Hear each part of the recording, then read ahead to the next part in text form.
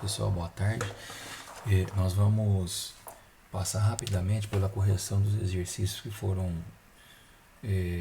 aplicados na aula passada. Caso continue algumas dúvidas, depois a gente pode usar os comentários. Eu vou postar essas respostas para vocês. E aí, caso tenha alguma dúvida, abaixo desse vídeo vocês podem postar alguns comentários, ok? Bom, primeira pergunta dos exercícios que foram postados para vocês: para a recomendação de adubação nitrogenada, quais fatores devem ser considerados? Então tá aqui, né? Curva de resposta, né? Qual que é a resposta, a relação entre adubação e produtividade, conforme foi explicado na aula passada. Qual que é a demanda de nitrogênio pela cultura, o histórico da área, quer dizer, se nós vamos plantar milho depois de soja, ou se é milho em cima de pastagem, de braquiária, ou se a área tem 1% de matéria orgânica, ou se a área tem 5% de matéria orgânica, tá? E o teor do elemento do solo. Nós comentamos em aula que para o caso do nitrogênio, e aqui principalmente na região do Cerrado, onde os solos têm baixa concentração de matéria orgânica, esse não é um fator ainda considerado. Tá? Nós vamos ver que outros elementos, nós classificamos o teor dele no solo para fazer recomendação. Mas aqui para nós no Cerrado, esse fator ainda não está sendo considerado. Com exceção de algumas áreas que têm um maior teor de matéria orgânica, né, como nós mostramos, no caso lá no Mato Grosso do Sul. Ok? Outra questão que foi feita é com relação à recomendação de adubação para a cultura do milho. Então a pergunta é: um produtor de milho deseja aplicar 160 kg por hectare de nitrogênio em cobertura para alcançar a produtividade de 9.000 kg por hectare de grãos. Tá? Quantos kg por hectare de ureia, que tem 46% de N, ele deverá aplicar? Né? Oriente quanto ao manejo adequado do fertilizante para que tenha uma boa eficiência. E aí continua: se o produtor desejar aplicar sulfato de amônio, que aí tem 20% de NH4, de nitrogênio na forma amoniacal, né, 20% de nitrogênio na forma amoniacal, qual seja a quantidade de N a ser aplicada? Tá? Então, 100 kg de ureia tem 46 kg de N. 160 kg de N vai ter X.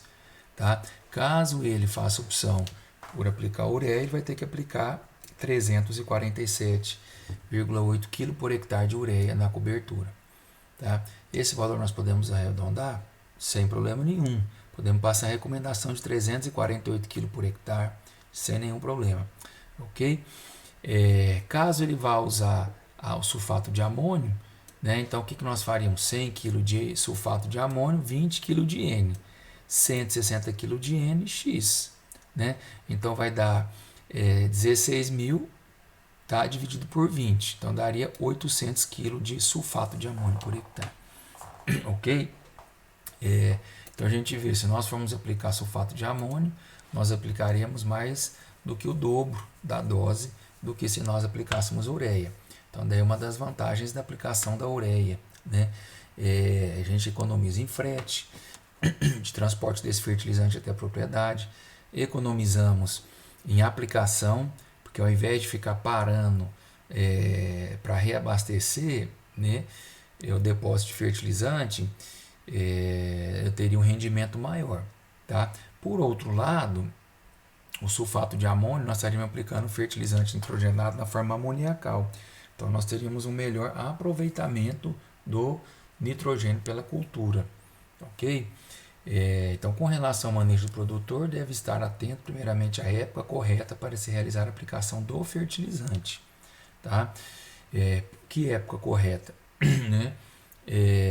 Vai aplicar no plantio, nesse caso nós vamos aplicar em cobertura, qual que é o estágio de desenvolvimento da planta, né? O que é importante a gente observar quando a gente fala de manejo da adubação nitrogenada e também de outros nutrientes em cobertura. Nós não trabalhamos, ou a recomendação não deve ser feita considerando dias pós-plantio ou altura da planta. Tá? Por quê? Porque se eu falar essa aplicação deverá ser feita 30 dias após o plantio. 30 dias após o plantio numa área do Rio Grande do Sul, o milho pode estar no estágio V3.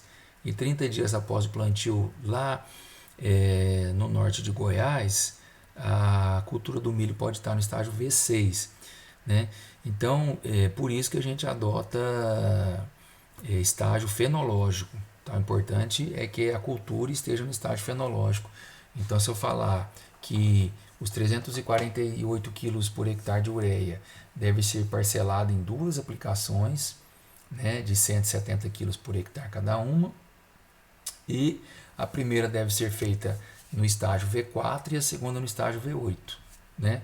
Fazemos essa orientação e o ideal no caso da ureia é que a cobertura, a aplicação seja feito incorporado, né? Então tem um cultivador que vai enterrando a ureia no solo, ou que, se for em área irrigada, que seja feita aplicação a lanço e depois ligado à irrigação, ou que seja diluído na caixa, né, e feita a injeção do fertilizante no pivô central, que é o exercício 6 que nós passamos para vocês, ok? Com o objetivo, né, de aproveitar melhor o fertilizante pelas culturas. Exercício 3, recomendação da adubação nitrogenada para a cultura do sorgo, né? Então aqui, demanda da cultura, qual que é a produtividade esperada? 7.000 kg por hectare. Aí, escolha o fertilizante nitrogenado e determine a quantidade a ser utilizada pelo produtor. Tá? Então está aqui a quinta aproximação, página 291. Então, no livro Quinta Aproximação, fala que para essa produtividade esperada, para essa cultura, né, deve-se aplicar de 10 a 20 quilos por hectare de N no plantio. Tá? Então, 100 quilos de ureia tem 45 kg de N, nós vamos adotar aqui 20 quilos por hectare de N. Então, a adubação de ureia no plantio deverá ser de 44 kg por hectare. Já em cobertura, né, o boletim recomenda 80 kg de N, baseado nos estudos, né, de resposta da cultura a doses crescentes de N. Então, para essa produtividade, 80 kg de N por hectare, o que equivale a 177 kg por hectare de ureia. Tá? Então, recomenda-se realizar uma adubação nitrogenada em cobertura, tá? Quando as plantas atingirem 30 a 40 centímetros. Então, na verdade, não é atingir a altura, né? Nós estamos fazendo a correção utilizando a resposta de vocês, né? Então, nós pegamos a resposta de um dos alunos e estamos utilizando ela para nós irmos corrigindo. Então, aqui foi citado de 30 a 40 centímetros. Então, não deve ser utilizado a altura, né? Porque também uma planta pode atingir V6 com 20 centímetros, como ela pode atingir V6 com 40 centímetros. Depende se ela estiver limitada com relação a algum nutriente, né? Um dos sintomas de deficiência é o enfesamento. A planta diminui, né, o seu porte. O ataque de cigarrinha, outro exemplo, a planta pode gerar um enfesamento, ela diminuir. Então, o ideal é nós trabalharmos sempre com o estágio fenológico, ok? Então, em caso de plantio em sucessão, rotação com soja, deduzir 20 kg por hectare de N, recomendação de adubação de cobertura, né? Isso aqui já considerando, né, que tenha plantio seja após a cultura da soja, considerando o aporte de nitrogênio que a cultura da soja deixará no solo.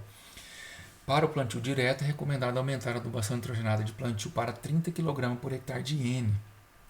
Por quê? Né?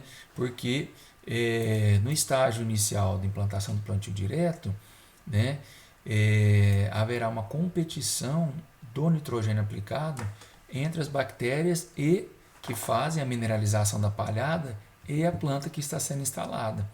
Então, para que não haja uma deficiência para a cultura, o ideal é que se aumente a dose de N para que tanto os micro-organismos que fazem a mineralização da palhada quanto a planta, né, elas possam ter a sua demanda de nitrogênio atendida. E a ureia deve ser incorporada ao solo em uma profundidade de cerca de 5 centímetros. Okay? O que é importante considerarmos na incorporação não só a profundidade, mas a proximidade com a raiz.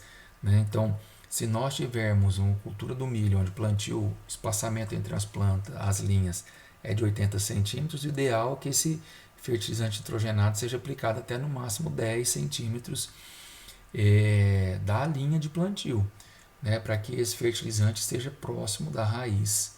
Né, quando ele entrar no processo, né, de transformações, a raiz possa rapidamente absorver. Ok? Exercício 4. Utilizando a quinta aproximação, faça a recomendação de adubação para a cultura do arroz de sequeiro. Né? Escolha pelo menos 2 fertilizantes a ser utilizado e calcule a quantidade e forma de manejo. Então, lá na quinta aproximação, traz para nós essa recomendação. Tá? Para a cultura do arroz de sequeiro, são necessários de 50 a 60 kg de N, podendo aplicar 1/5 no plantio e 4/5 na cobertura. Tá? Por ocasião da diferenciação do primórdio floral, que ocorre entre 50 e 55 dias após a emergência. Né? Então, esse aqui é o estágio que a gente denomina estágio fenológico R1, quando ela entra no estágio de início do florescimento. 50% das plantas já estão emitindo panícula, que é o início do florescimento. A aplicação de nitrogênio no plantio pode ser feita no sulco ou a lanço. Né? Na verdade, no plantio, nós podemos fazer o plantio e depois fazer a aplicação a lanço, né? Ou fazer a aplicação a lanço depois de fazendo plantio. É uma prática que tem sido utilizada, apesar de pouco. Né? O mais comum é fazer a aplicação no sulco, porque como hoje se utiliza a maior parte dos fertilizantes mistos no plantio, né? Então faz a aplicação no sulco junto com o fósforo e com o potássio. Ok? A aplicação em cobertura é feita em linha ao lado das plantas. Tá? Então aqui a opção, né, que foi escolhida pelo aluno é ureia. Então 1/5 de 60 quilos, né, que é a dose que foi considerada, 12 quilos de N, que são 26 quilos de ureia. Né? E em cobertura, se eu for usar ureia, 48 quilos, que são 4/5, né, em cobertura, equivale a 106 kg por hectare de ureia. Então, quer dizer, esses 106 kg de ureia em cobertura para garantir a produtividade esperada da cultura do arroz. Caso a gente venha utilizar o sulfato de amônio, que no caso é 21 kg de N, né, 1/5 equivaleria a 57 kg e 4/5, 228 kg. Tá? Questão 5. Por que os fertilizantes nitrogenados revestidos em ácido fosfórico tendem a ter menor perda de amônio por volatilização? Né? Então, o revestimento do grânulo da ureia com ácido fosfórico, tornando assim um fertilizante de eficiência aumentada, né? Então, uma das tecnologias que podem ser utilizadas, o que acontece? Por ser um ácido, né? No momento da dissolução do grânulo de ureia, haverá também liberação de prótons de H+, né, em decorrência desse ácido que está revestindo o grânulo de ureia. Esse próton de H+, irá se ligar à amônia, né, que é o NH3, transformando-a em amônio, que é o NH4, que não é volátil. Tá? Então, por esse motivo, né, ele protege a amônia, né, porque ele fornece um H+, reduzindo assim a volatilização. Então, que o revestimento com ácido fosfórico retardaria, né, a transformação do N em amônia, que é o gás volátil. Okay? A sexta questão, que é a questão, né, que, pelo que eu percebi na correção, a maior parte dos alunos tiver dificuldade, né? Essa é uma questão mais de, diríamos assim, de lógica, né, de raciocínio lógico. A gente costuma trabalhar ela porque até então a disciplina ela vinha sendo trabalhada no 6º semestre junto com a disciplina de irrigação. Então, enquanto o professor de irrigação trabalhava com o manejo da irrigação, a gente estava trabalhando com a adubação. Então, exercício de fertirrigação, na verdade, né? Então, vamos lá. Em uma área irrigada por pivô central, é uma irrigação por aspersão, o produtor irá fazer a aplicação de 200 kg por hectare de ureia em cobertura. Tá? Então, o milho já está instalado e vai fazer a cobertura de 200 kg por hectare de ureia. Via pivô. Tá? Então, o pivô ele tem um formato circular, a área que ele irriga, né? E aí nós temos a opção de, na base do pivô, nós injetarmos a solução, né, com o fertilizante e fazermos assim a fertirrigação. Okay? O pivô irriga uma área de 100 hectares e gasta 10 horas quando rodado a 100%, aplicando uma lâmina de 4 milímetros. Então, o pivô ele tem uma área, né, uma circunferência, que equivale, nesse caso, a 100 hectares.